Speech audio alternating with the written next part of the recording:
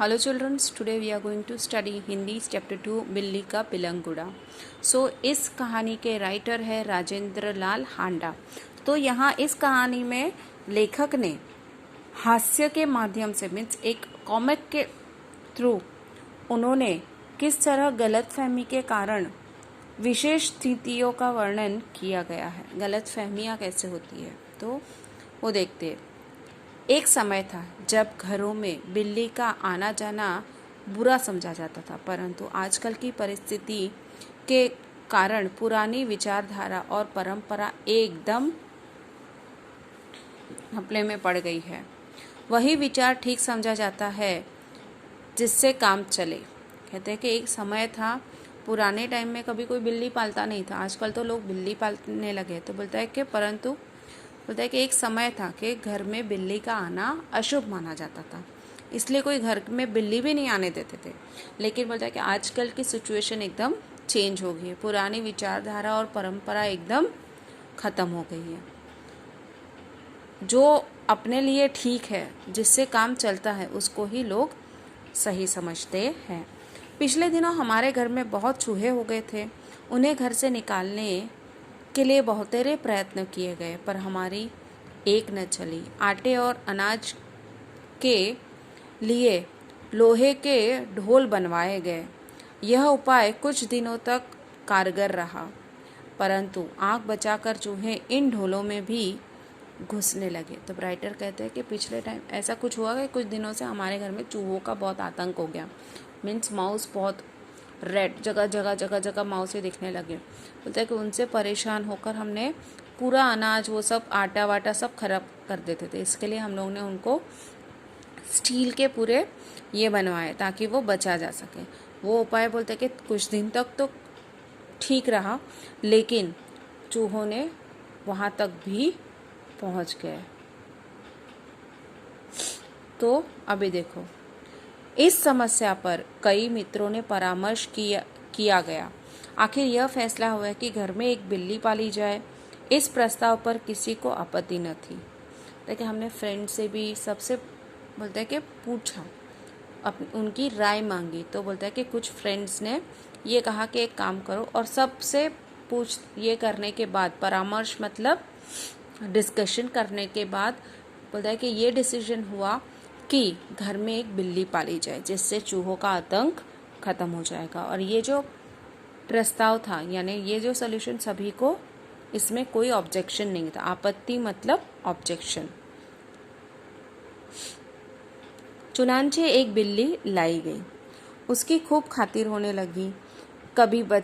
कभी बच्चे दूध पिलाने, कभी रोटी देते। उसने विधिपूर्वक चूहों का सफाया कर दिया। देखते ही देखते चूहे घर से गायब हो गए। सब लोग बड़े खुश हुए।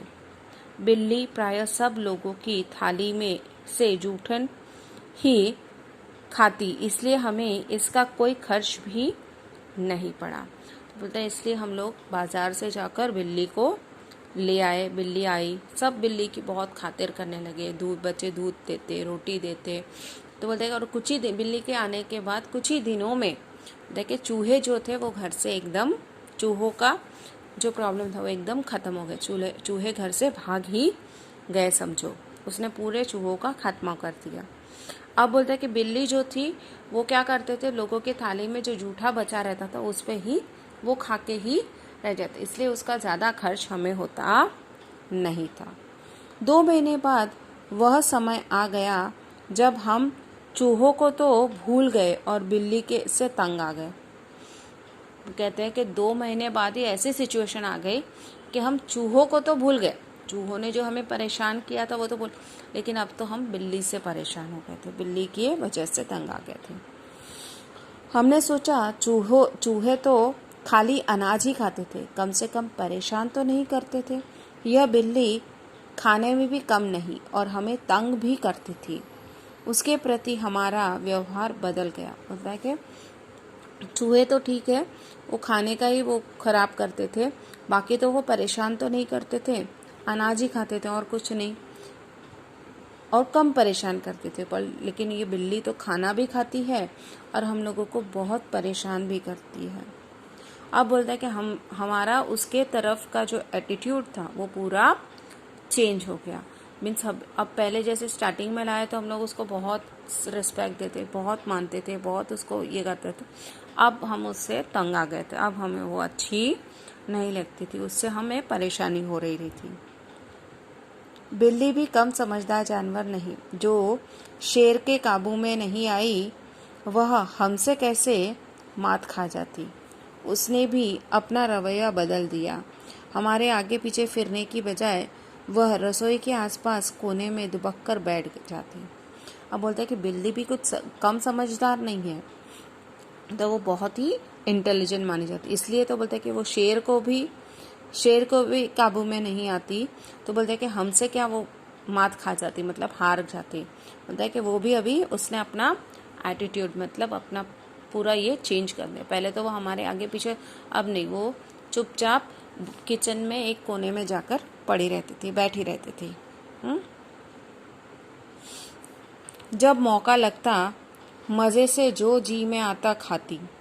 इस तरह चोरी करते बिल्ली कई बार पकड़ी गई। एक दिन सुबह उठते ही मैं रसोई में कुछ लेने गया, देखता हूँ कि कड़े हुए दूध का दही जो रात को बड़े चाव से जमाया गया था, बिल्ली खूब मज़े से खा रही थी। बोलता है कि ये क्या चोरी छुपे कुछ भी खा लेती थी। बोलता है कि उसकी चोरी कई बार पकड़ी गई। ये थे कि एक दिन मैं सुबह जल्दी उठकर किचन में गया तो बोलता है क्या देखता हूँ कि रात को जो कड़ा हुआ दूध रहता ना, उसको जिसको कड़ा नहीं, यानी बहुत उबाल के उसमें से पानी गाढ़ा बनाया जाता है, उसे कड़ा दूध कहते हैं।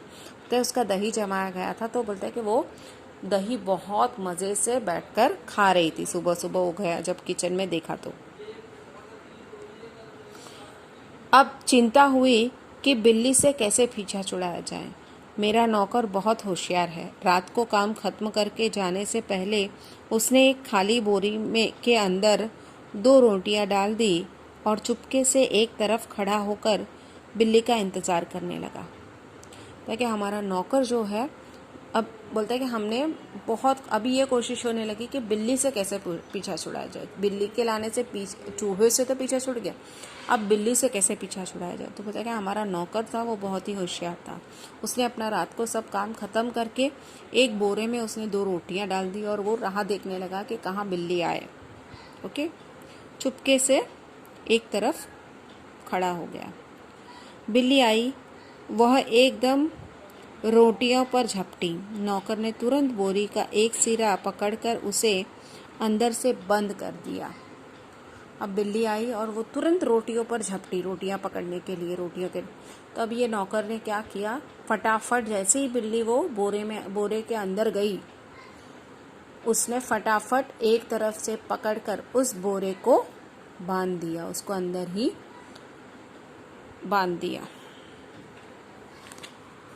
रस्सी के साथ बोरी का मुंह बांध दिया। चूंकि अब रात के 10 बजे थे, मैंने अपने नौकर अमरू से कहा कि सवेरे बिल्ली को कहीं दूर छोड़ आए, जिससे वह इस घर में वापस न आ सके। अब बोलते हैं कि रात बहुत हो गई थी, इसलिए मैंने मेरे नौकर से कहा कि एक काम करो, अभी कुछ मत करो, सुबह सवेरे यानी अर्ली मॉर्निंग इस बिल्ली को घर से बहुत दूर, कहीं दूर छोड़कर आना, ताकि वो वापस ना आ सके।